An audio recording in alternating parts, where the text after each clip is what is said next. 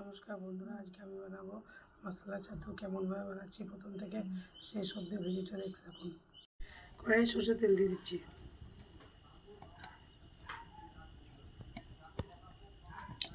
তেল গরম হয়েছে, তেলের মধ্যে জিরে ফোড়ন দিয়ে দিচ্ছি,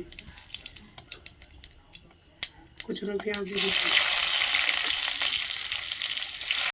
জিরা কাঁচা লঙ্কা দিয়ে দিচ্ছি, আদা রসুন বাটা দিয়ে দিচ্ছি,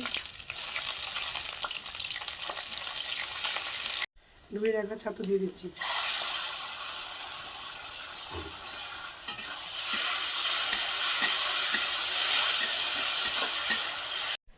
দিয়ে দিচ্ছি,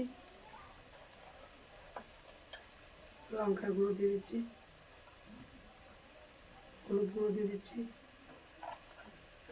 ধনে গুঁড়ো দিয়ে দিচ্ছি, জিরে গুঁড়ো দিয়ে দিচ্ছি,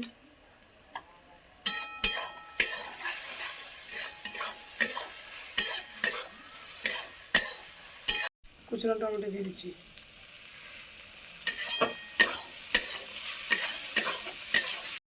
গরম মশলা গুঁড়ো দিয়ে দিচ্ছি,